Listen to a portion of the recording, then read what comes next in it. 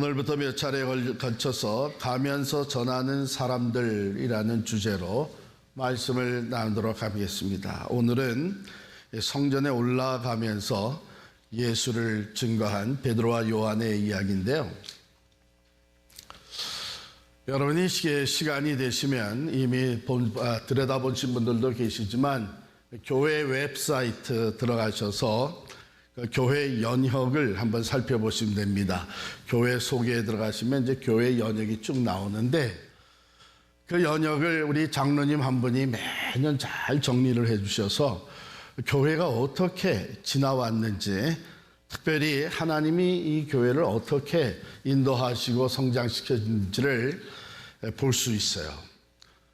그것만 봐도 참 은혜가 되는 시간이 많은데, 거기에 제일 앞에 보면 1997년 6월 30일 성기혁 전도사 도미니카 공화국 단기 선교 이렇게 나옵니다. 이게 첫 번째 우리 교회 단기 선교였는데요. 교회가 1997년 4월 6일에 개척 예배를 드렸어요. 그리고 7개월이 지나서 1997년 같은 해 10월 5일에 정식으로 창립 예배를 드렸습니다. 그런데 개척 예배를 드린 후에 3개월 만에 6월에 4월에 개척 예배를 드리고 6월에 단기 선교를 간 거예요. 그러니까 교회가 창립 예배 드리기 전에 단기 선교를 간 거예요. 저 이거 잊어버리고 있었는데 보니까 하나님이 이렇게 일하셨구나. 그때 제가 간 건 아닙니다. 우리 학생들 몇을 데리고 거기 있는 대로 성기혁 전도사님이 다녀오셨는데 도미니카 공화국에 다녀오셨어요. 이분은 제가 교회 개척하기 전에 미시간에서 칼빈 신학교에서 이제 공부를 하고 있을 때 거기에 신학생 몇 사람이 저보고 여기 와 계시는 동안 좀 정기적으로 만나서 멘토링을 해달라. 몇 분이 같이 만나곤 했어요. 그 중에 한 사람입니다.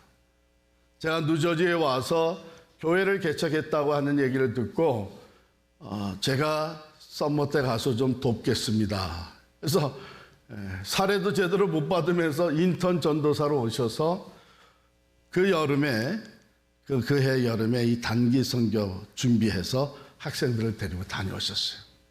하나님이 우리 교회를 시작부터, 공식적으로 시작도 되기 전에 선교로 인도하셨구나. 얼마나 감사하고 은혜가 됐는지 모릅니다. 그 이후에 매년 단기 선교가 진행이 됐는데 점점 단기 선교 팀이 많아졌죠. 그리고 또 감사한 것은 학생들만 가던 단기 선교가 이제는 성인들까지도 단기 선교에 참여하면서 이게 하나님이 원하셨던 거구나, 또 기뻐하시는 일이구나, 이런 생각을 하게 되었습니다. 다녀오면 간증들이 있는데 제가 아직도 기억나는 간증 중에 하나가 이 젊은 대학생이 갔다 와가지고서는 목사님 맨하탄이 다르게 보여요 그러더라고.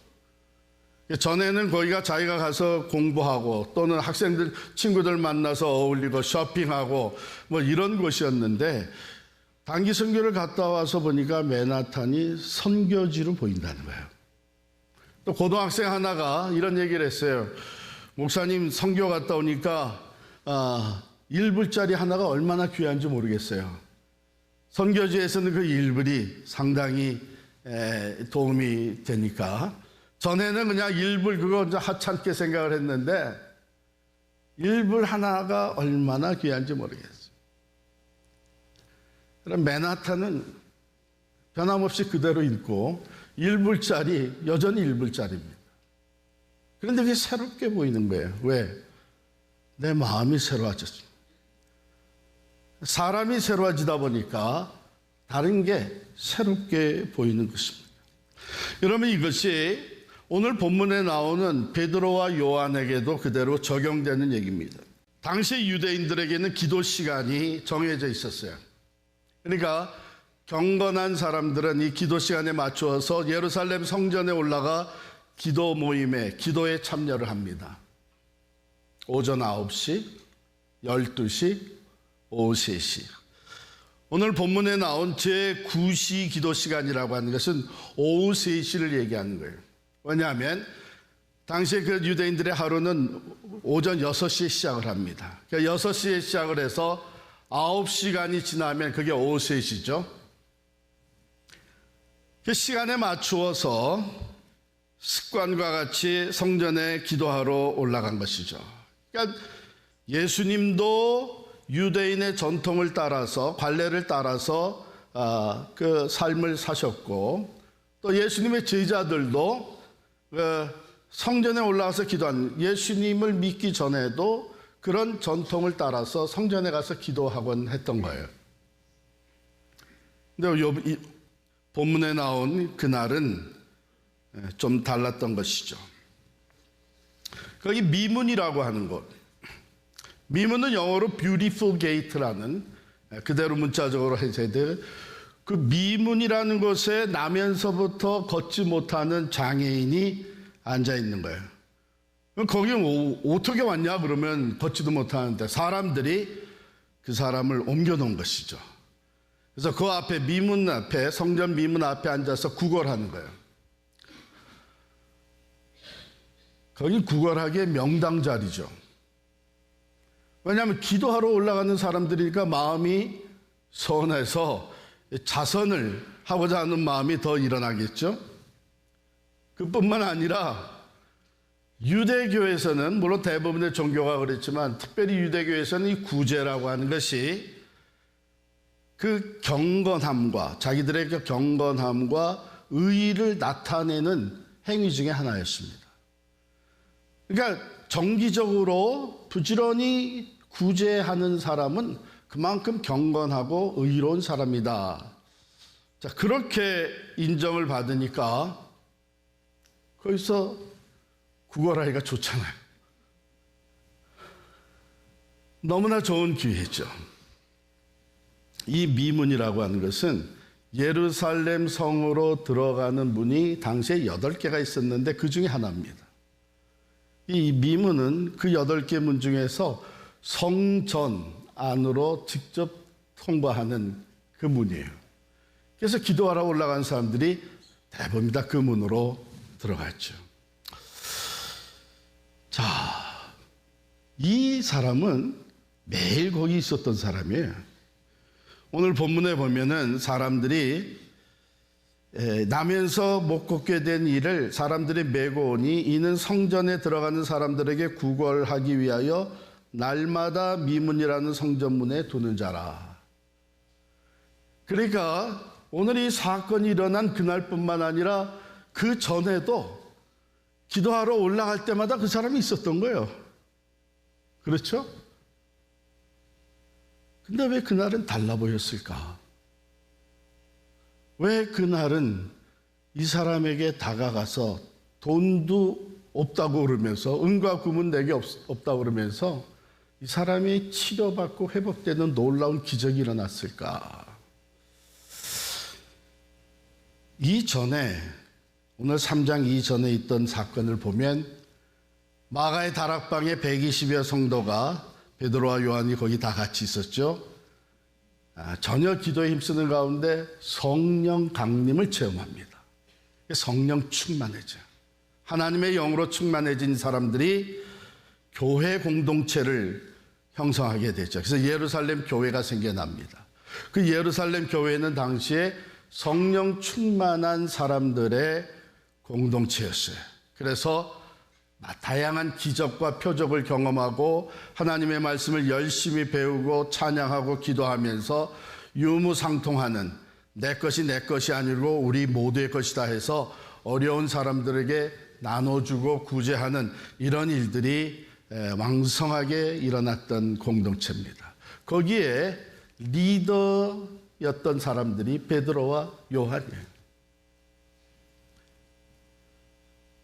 그러니까 그날따라 그 나면서부터 안진뱅이 된 사람이 새롭게 눈에 다가온 것은 그들 안에 계시는 성령께서 움직이신 것이죠.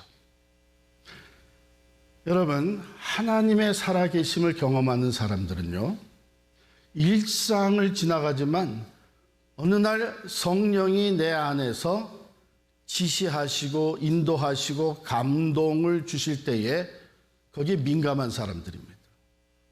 그게 성령 충만한 삶의 표현이에요.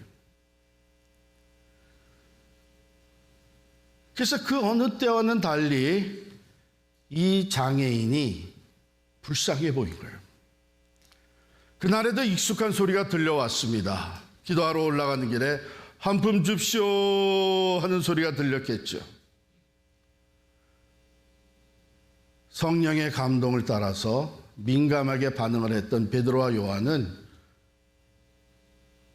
예전과는 달리 이 구걸하는 자에게 가까이 다가갑니다.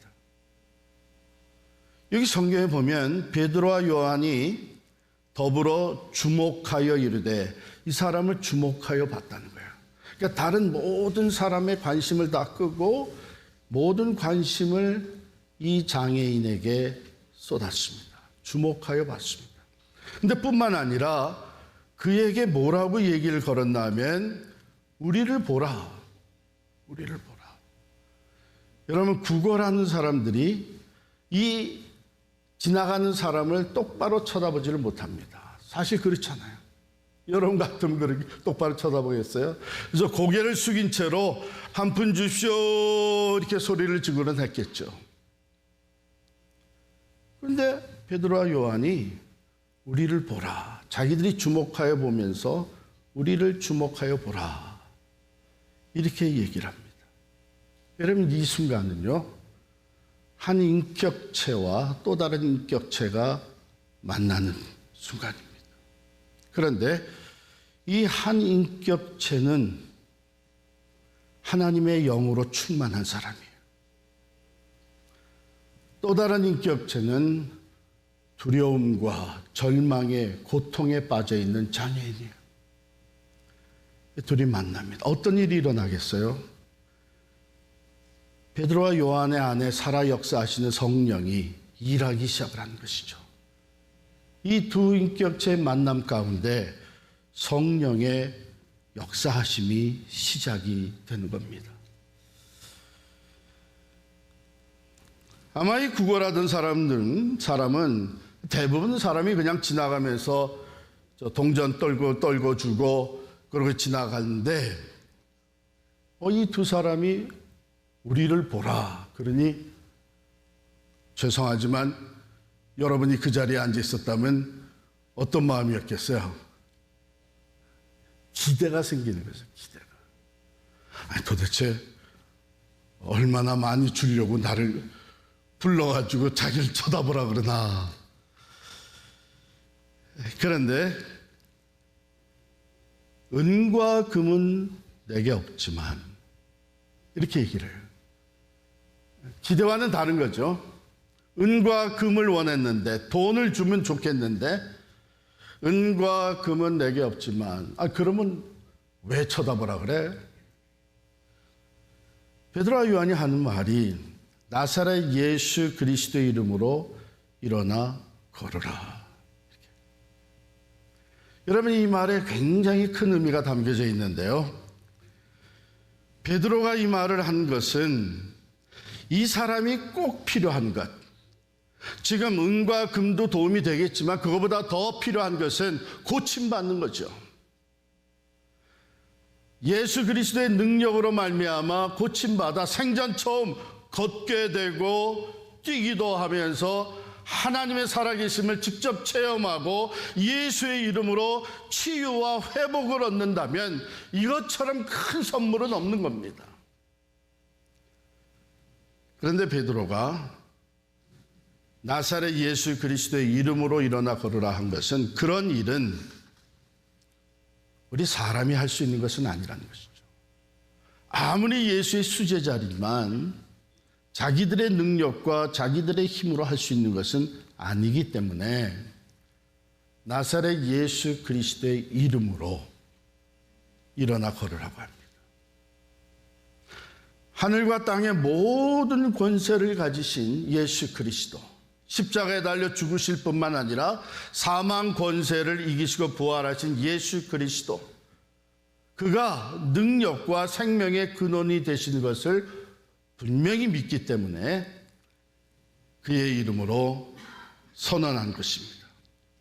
이것은 12절, 내려가서 12절, 16절에 보면 더욱 확실하게 설명이 됐는데, 고침을 받은 후에 수많은 사람들이 야, 그 희한하다, 어떻게 이런 일이 일어날 수 있느냐 몰려들었습니다. 그때 베드로가 12절에 보면 베드로가 이것을 보고 백성에게 말하되, 이스라엘 사람들아, 이 일을 왜 놀랍게 여기느냐? 우리 개인의 본능과 경건으로 이 사람을 걷게 한 것처럼 왜 우리를 주목하느냐? 내려가서 16절에 보면 그 이름을 믿음으로, 그 이름이 너희가 보고 아는 이 사람을 성하게 하였나니 예수로 말미암아 난 믿음이 너희 모든 사람 앞에서 이같이 완전히 낫게 하였느니라. 할렐루야. 하늘과 땅의 권세를 가지신 그분이 역사하시게 되면 아무리 태어날 때부터 걸어보지 않은 사람이라고 해도 치유받고 일어나 걷게 된다는 이 믿음의 확신이 얼마나 중요한가. 그래서 우리에게 보여줬습니다. 은과 금은 내게 없지만 주저하지 않았어요. 돌아서지 않았어요. 우리는 세상이 갖지 못한 예수 그리스도의 능력을 가진 교회입니다. 자, 그 결과 어떤 일이 발생했나요? 나면서부터 걷지 못했던 사람이 일어나 걷기 시작합니다. 뛰기 시작을 합니다. 8절에 보면 뛰어서서 걸으며 그들과 함께 성전으로 들어가면서 걷기도 하고 뛰기도 하며 하나님을 찬송하니 모든 백성이 그 걷는 것과 하나님을 찬송함을 보고 그가 본래 성전 미문에 앉아 구걸하던 사람인 줄 알고 그에게 일어난 일로 인하여 심히 놀랍게 여기며 놀라니라. 한 사람이 고침을 받습니다. 하나님의 능력을 경험합니다. 이것으로 끝나지는 않았어요. 사람들이 몰려듭니다. 베드로와 요한은 갑자기 모여든 이 수많은 사람들에게 예수 그리스도를 증거하게 됩니다. 이거 우리가 한 건 아닙니다. 살아계신 예수 그리스도께서 그의 이름의 능력이 이 사람을 고치고 이 사람을 온전케 해 주었습니다. 여러분 아세요? 여러분 나중에 쭉 3장 마지막까지 읽어보면 이 일로 말미암아, 이 한 사람의 변화로 말미암아 그날에 5,000명이 예수를 믿게 됩니다. 여러분, 성령께서 우리의 마음에 감동을 주실 때에 그것은 그냥 작은 일로 하나로 끝나는 적이 별로 없습니다. 여러분과 함께 오늘 시작해서 가면서 전하는 사람들의 이야기, 사도행전에 나타났던 가면서 전하는 사람들의 이야기를 보게 되면 아주 작은 일로 시작한 것, 이 구걸하던 이 장애인 한 사람으로 시작된 이 사건이 놀라운 역사를 일으켜서 5,000명이 넘는 사람들이 예수를 믿고 돌아오는 구원의 역사가 나타납니다. 윌리엄 윌버포스라고 영국에서 노예 제도를 폐지하기 위해서 앞장섰던 정치가가 있었는데 이 사람이 너무 힘드니까 포기하려고 했어요. 그때에 존 뉴턴이 위로하고 격려하고 협력을 합니다. 결국 노예들을 자유케 해주는 일에 열매를 함께 맺게 됩니다.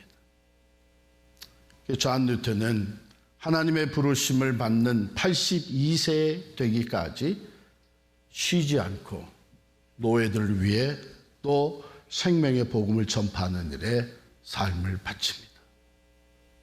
여러분 생각해 보세요. 다른 사람들이, 노예들이 내가 목적하는 것을 성취하는 수단으로, 방법으로 보았던 존 뉴턴이 변화되면서 내가 섬겨야 되는 사람들로 노예들이 보이기 시작한 겁니다. 사랑하는 성도 여러분, 우리는 2025년 시작하면서 가면서 전하라는 말씀을 계속 듣고 있습니다. 계속 할 겁니다. 왜냐하면 우리들의 삶이, 우리들의 안목이 변화되는 것은 시간이 걸립니다.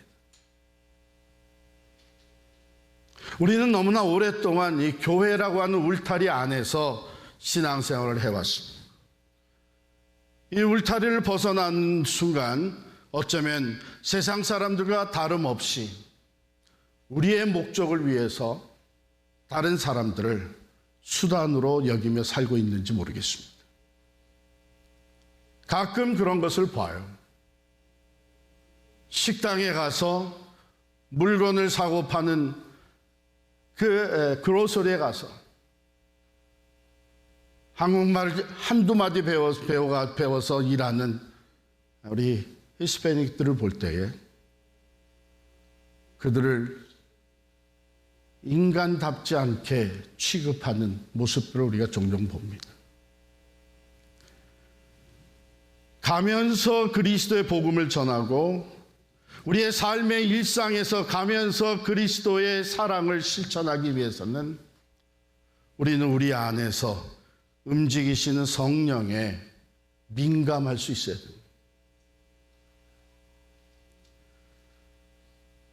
베드로와 요한이 은과 금은 내게 없지만 내게 있는 것으로 너에게 주노니 나사렛 예수 그리스도의 이름으로 일어나 걸어라. 우리 주변에는요, 나면서부터 다리를 못 쓰는 사람이 참 많습니다. 물론 이것은 영적으로 그렇다는 얘기입니다. 죄 아래 태어나서 죄 가운데 사는 예수님을 알지 못하고 하나님을 알지 못한 사람들, 영적으로는 나면서부터 걷지 못하는 사람들입니다. 어쩌면 평생을 그렇게 살아온 사람들이 우리 주변에 많습니다. 이제 성령님은 오늘 우리들에게 말씀하십니다. 그들에게 다가가라. 그들이 원하는 것보다도 그들에게 꼭 필요한 것을 주어라. 이미 내가 그것을 너희에게 주지 않았느냐. 나사렛 예수 그리스도의 이름으로 우리는 그들을 변화시키는 도구로 쓰임받을 수 있게 되는 것입니다. 사랑하는 성도 여러분, 하나님이 이렇게 사용하시는 사람들은요, 세상적으로 유식한 사람, 부자, 권력자, 그게 아닙니다.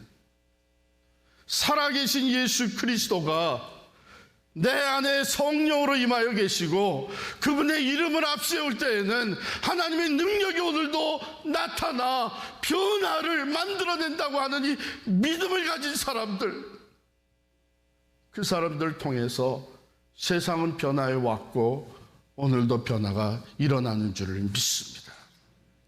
가면서 전하라. 성령께서 오늘 우리들에게 말씀하시는 것을 우리가 민감하게 받아들이고 반응하면서 예수의 이름을 앞세우고 이제 집으로 가시고 또 내일부터 일터로 가시기를 바랍니다. 우리가 가는 그 길에 보게 해주는 사람, 만나게 해주는 사람, 일상에 늘 있었던 사람들인데 새롭게 그 영혼이 불쌍하게 여겨지는 사람,